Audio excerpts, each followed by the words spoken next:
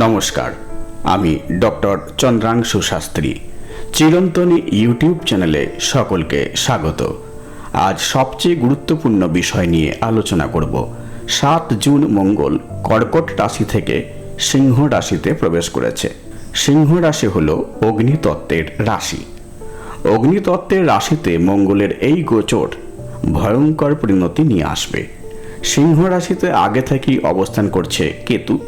মঙ্গল Ketu combination মোটি শুভকর নয়। কেতু হলো বিস্ফোরক গ্রহ, বারুদের মতো, আর মঙ্গল স্বয়ং অগ্নিকারক গ্রহ। সিংহ রাশি হলো অগ্নিতত্ত্বের রাশি। এখন অগ্নি রাশিতে অগ্নিকারক গ্রহ মঙ্গল এবং বিস্ফোরক কেতুর সহাবস্থান কখনোই শুভকর হতে পারে না। মঙ্গল কেতুর অগ্নি রাশিতে একত্রে অবস্থান বিশ্বব্যাপী ভয়ঙ্কর পরিস্থিতি সৃষ্টি করতে পারে। মঙ্গলকে আমরা যুদ্ধের গ্রহ হিসেবে বিবেচনা করি। মঙ্গল কেতুর দ্যুতি বিশ্ব ব্রহ্মাণ্ডে যুদ্ধের পরিস্থিতি সৃষ্টি করবে। বিভিন্ন দুর্ঘটনা ঘটার সম্ভাবনা অত্যন্ত প্রবল। মঙ্গলের এই রাশি পরিবর্তন দেশ তথা পৃথিবীর জন্য কখনোই ভালো নয় এবং ব্যক্তি জীবন ও রাজনৈতিক ক্ষেত্রেও এর কুপ্রভাব দেখা যাবে। ভারতের ক্ষেত্রে মঙ্গলের এই অবস্থান শৌর্য বীর্য বাড়িয়ে তুলবে এবং ক্ষেপণাস্ত্র বিষয়ে ভারতের সাফল্য বৃদ্ধি করবে। ব্যক্তির জীবনে এর প্রভাব কিরূপ অনুভূত হবে সেগুলি বিভিন্ন রাশি অনুযায়ী এবার আলোচনা করব। আপনি যদি এই চ্যানেলে নতুন হন তো প্লিজ চ্যানেলটিকে সাবস্ক্রাইব করে নেবেন। এখানে বিভিন্ন রাশির মাসিক রাশিফল, বিভিন্ন টোটকা, বিভিন্ন পূজা পার্বণের বিধি ও নির্ঘণ্ট নিয়মিত সম্প্রচারিত হয়। মিথুন, তুলা, বৃশ্চিক, মীন রাশির ক্ষেত্রে মঙ্গলের সিংহ রাশিতে গোচর শুভকর হবে। এই 4 রাশির দীর্ঘদিনের আটকে থাকা কাজ সহজেই সম্পন্ন হবে এবং নিজ নিজ কর্মক্ষেত্রে এই 4 রাশির জাতক জাতিকারা সফল হবেন। কিন্তু এই 4 রাশির জাতক জাতিকাদের আকস্মিক দুর্ঘটনা ঘটার সম্ভাবনাও রয়েছে। আঘাত লাগার সম্ভাবনাও যথেষ্ট রয়েছে। মেষ রাশি, বৃষ রাশি, সিংহ রাশি, কন্যা রাশি, ধনু রাশি এবং কুম্ভ রাশির জন্য মঙ্গলের এই রাশি পরিবর্তন মিশ্র ফল দান করবে, ভালো ও মন্দের সমাহার। মেষ, বৃষ, সিংহ, কন্যা, ধনু, কুম্ভ রাশির জাতক জাতিকাদের স্বাস্থ্য বিষয়ে অবশ্যই সচেতন থাকতে হবে। হঠাৎ করে এই 6 রাশির কেরিয়ারে সমস্যা দেখা দিতে পারে। কর্কট ও মকর রাশির জাতক জাতিকাদের ক্ষেত্রে মঙ্গলের এই রাশি পরিবর্তন এবং কেতুর সঙ্গে ভয়াবহ জোট অত্যন্ত খারাপ হতে চলেছে। পারিবারিক জীবন এবং কর্মক্ষেত্র বিষয়ে আপনারা অবশ্যই আগামী 51 দিন কেয়ারফুল থাকুন। দুর্ঘটনা, অপারেশন, মামলা মোকদ্দমা হবার সম্ভাবনা যথেষ্ট রয়েছে।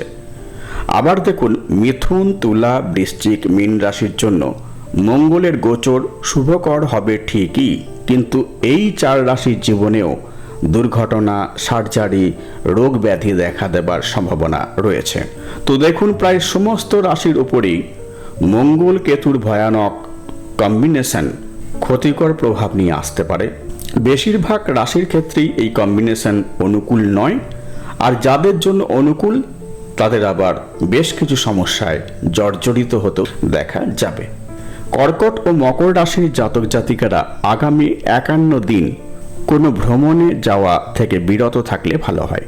সমুদ্র স্নান, গঙ্গা স্নান বা যানবাহনে ভ্রমণ এই সময়কালে ক্ষতিকর হবার সম্ভাবনা রয়েছে। এবার প্রত্যেক রাশির উপর মঙ্গল ও কেতুর গোচর নিয়ে বিশদ আলোচনা করব। প্রথমেই মেষ রাশি। মেষ রাশির 5th হাউসে অবস্থান করছে মঙ্গল ও কেতু। 5th হাউস হলো সন্তানের ঘর, 5th হাউস হলো লাভ রিলেশনের ঘর, 5th হাউস হলো এডুকেশনের ঘর। ফলে আগামী প্রায় 51 দিন সন্তানকে নিয়ে চিন্তা থাকবে। লাভ রিলেশনের ক্ষেত্রে পারস্পরিক ঝগড়া বিবাদ, অ্যাগ্রেসিভ মনোভাব দেখা দেবে এবং এডুকেশনের ক্ষেত্রে ওভার থিঙ্কিং দেখা দেবে। সাইকোলজিক্যাল সমস্যা, ইউরো সার্জারি হবার সম্ভাবনা রয়েছে। বৃষ রাশি। বৃষ রাশি 4th হাউসে মঙ্গল কেতু অবস্থান করছে। মঙ্গল কেতুর 4th হাউসে অবস্থান বৃষ রাশির জাতক জাতিকাদের ভাই বোনের সঙ্গে সম্পর্কের অবনতি এবং জমি জায়গা নিয়ে বিবাদের পরিস্থিতি সৃষ্টি করতে পারে। মায়ের সঙ্গে মতবিরোধ ঘটার সম্ভাবনাও রয়েছে। মিথুন রাশির 3rd হাউসে মঙ্গল কেতু অবস্থান করছে। 3rd হাউস হলো পরাক্রমের ঘর, ফলে এই সময়কালে আমাদের পরাক্রম বৃদ্ধি পাবে। তবে 3rd হাউস হলো কনিষ্ঠ স্থানীয়দের ঘর। কনিষ্ঠ ভাই বোনের সঙ্গে সম্পর্কের ক্ষেত্রে অবনতি দেখা দেবে, তবে কর্মক্ষেত্রে ভীষণ উন্নতি ঘটবে। কর্কট রাশির 2nd হাউসে মঙ্গল কেতু অবস্থান করছে। 28 জুলাই পর্যন্ত আপনাদের কথাবার্তায় সংযম বজায় রাখুন। আপনাদের কথাবার্তায় এই সময়কালে উগ্রতা বেড়ে যাবে, সুতরাং এই সময়কালে আপনাদের বাক্যে কোনো সংযম থাকবে না। যতটা সম্ভব নিজেকে কন্ট্রোল করুন। গলায় অপারেশন হবার সম্ভাবনা রয়েছে এই সময়কালে। সিংহ রাশিতেই অবস্থান করছে মঙ্গল কেতু। 1st হাউসে মঙ্গল ও কেতুর অবস্থান সিংহ রাশির জাতক জাতিকাদের রাগ বাড়িয়ে তুলবে। অল্পেতেই রেগে যাবেন, অকারণে ঝগড়া বিবাদ ঘটতে দেখা যাবে। এই সময়ে আপনাদের স্বভাবে আক্রমণাত্মক মনোভাব দেখা দেবে। এছাড়াও গর্ভবতী নারীদের স্বাস্থ্যের যত্ন অবশ্যই নিতে হবে। কন্যা রাশির 12শে মঙ্গল কেতু অবস্থান করছে। কন্যা রাশির জাতক জাতিকাদের জন্য মঙ্গলের গোচর অত্যন্ত চ্যালেঞ্জিং হবে। এই সময় আপনাদের ইচ্ছার বিরুদ্ধে ভ্রমণ করতে হতে পারে। কর্মজীবনে বাধা আসবে। ম্যারিড লাইফের ক্ষেত্রে সম্পর্কের অবনতি ঘটবে। তুলা রাশির 11 স্থানে মঙ্গল কেতু সংযোগ ঘটেছে। 28 জুলাই পর্যন্ত আমাদের সকল ইচ্ছা পূরণ হবে। তুলা রাশির 2nd লর্ড মঙ্গলের 2nd হাউসে দৃষ্টিদান সঞ্চয়ের পক্ষে শুভকর যোগ। বৃশ্চিক রাশির 10ম স্থানে মঙ্গল কেতু অবস্থান, অর্থাৎ কর্মস্থানে মঙ্গল কেতু সংযোগ দেখা যাচ্ছে। মঙ্গল হলো বৃশ্চিক রাশির লগ্নপতির 10th হাউসে অবস্থান কর্মক্ষেত্রে সাফল্যের জোয়ার আনবে। কর্মক্ষেত্রে ভীষণ উন্নতি ঘটবে। তবে বৃশ্চিক রাশির জাতক জাতিকাদের এই সময়কালে সার্জারি হবার সম্ভাবনা রয়েছে। ধনু রাশির ভাগ্যস্থানে মঙ্গল কেতু সংযোগ ঘটছে। মঙ্গল হলো ধনুরাশির দ্বাদশপতি মঙ্গলের 9মে অবস্থান, অর্থাৎ ভাগ্যস্থানে অবস্থানে ধনুরাশির জাতক জাতিকাদের ভাগ্য বিড়ম্বনায় ফেলবে। পিতার স্বাস্থ্যহানি ঘটার সম্ভাবনা রয়েছে। মকর রাশির 8th হাউসে অবস্থান করছে কেতু এবং মঙ্গল। এই যোগ অত্যন্ত অশুভ। মকর রাশির জাতক জাতিকাদের অপারেশন হবার সম্ভাবনা রয়েছে।